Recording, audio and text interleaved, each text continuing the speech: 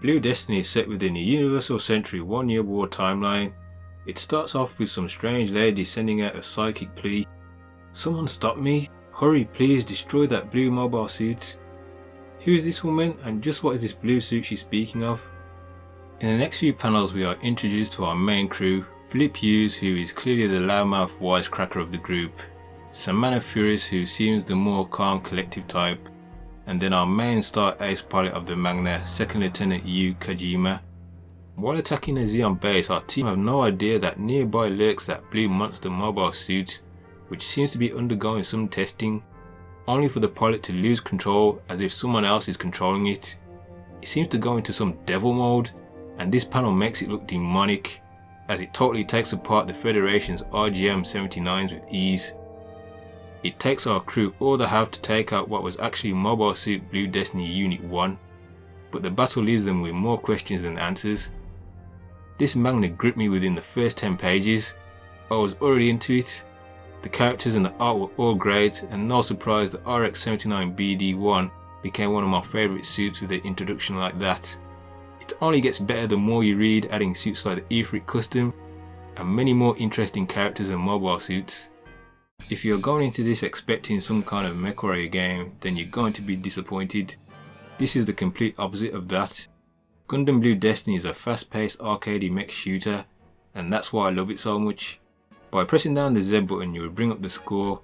I found this was a great way to tell if you're actually doing damage to enemies. Since the game is so fast sometimes you won't even visually register a hit. Hitting the pause button will give access to the map where you can easily scroll across to see where your next targets are. You don't have to really do that, as pressing the lock on button even when the enemies are not around your local radius will still lock onto your closest target and point you in the general direction of where they are. Holy hell, the CPU is great at dodging your attacks. Vulcans are your best bet at landing constant hits, although I'm sure they're quite weak. Rifle shots will be harder to land, and melee, which you do by double tapping up on the D-pad, is another great attack to use. Your nades are best used on smaller tanks or boss units. Despite the name of the game, it's actually the RGM-79 mobile suit that you're playing in. You will have to fight the Blue Destiny as one of the bosses though.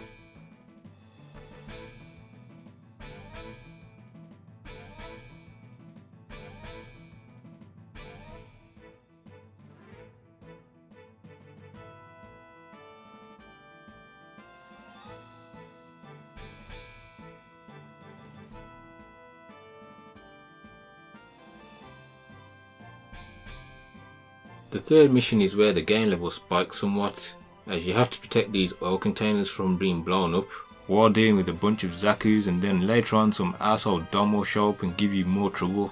The problem is trying to keep them all away from the oil tankers. That sentiment goes double for the next direct mission after, because it's the same type, only this time you're fighting a gang of Hygogs, on top of not one but 3 of those annoying Doms.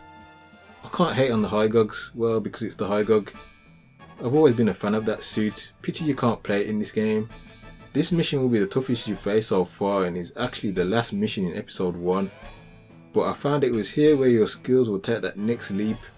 The sense of speed this game offers and how you should use it will become clear if you want to survive and beat this stage. In episode 2 it's clear from the get-go that the presentation of the game has improved, not like it was lacking before, but your screen has more going on than before. Your mission briefings now have complete 3D models laying targets and defend points out, along with actually showing your operator, whereas before it was just her voice you heard. You now also have an in-game map, which means you don't have to pause the game too much anymore. I feel like the 3D models were also slightly improved. The gameplay remains as tight and action-packed as before. Tapping the D-pad in either direction to boost dash out of the way is still the main way to play the game. This game will also finally allow you to play in Blue Destiny Unit 1 after spending the entire first game in the RGM and a little bit in this one. Getting to play in the BD1 will make you feel like a god with increased speed and extra melee strikes. Playing in BD1 is where I also noticed an uptake in the graphic particles, especially from BD1's beam rifle. Something about it gives me a Panzer Dragoon vibe, more so the second game's Yule, as that game is really a technical masterpiece for the Saturn. So it's great to see the devs behind this game are actually putting the Saturn's hardware to some use, which is sometimes overlooked. The The exam system will activate on its own when the story mission requires it. You will then see the countdown clock in your HUD, so best use the exam system to full effect while it's going.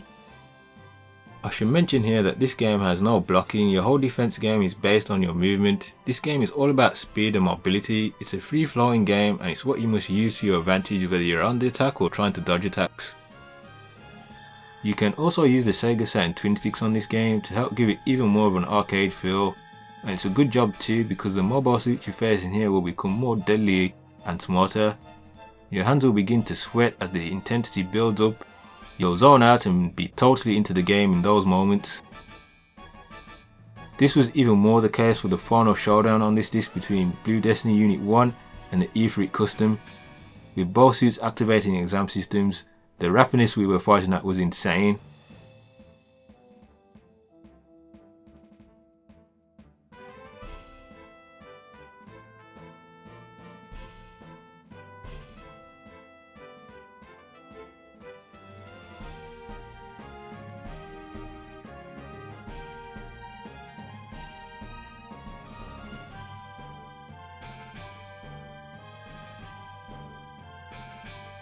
Episode 3 is just more of the same. This time you'll be inside piloting the RX-79BD3.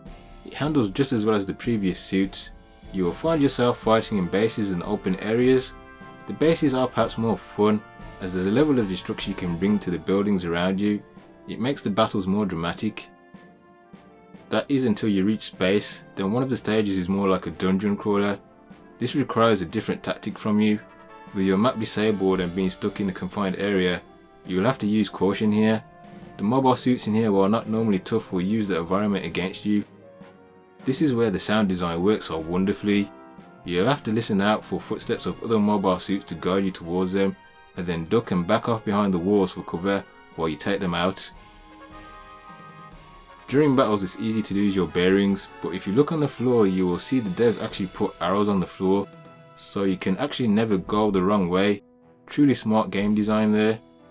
This game does have music and it has this classical style to it. Sometimes however there won't be any music playing in stages and you'll be hearing just the gunfire and the sound effects of you and the enemy mobile suits boosting around, which all sound great.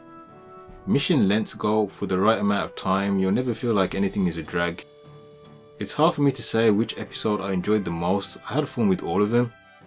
The first was a great introduction, the second was really great as an all-out action episode, and the last one mixed things up a little and changed the pace and added extras like the MS viewer and even a simulated battle against the original Gundam, making it a fantastic product on its own.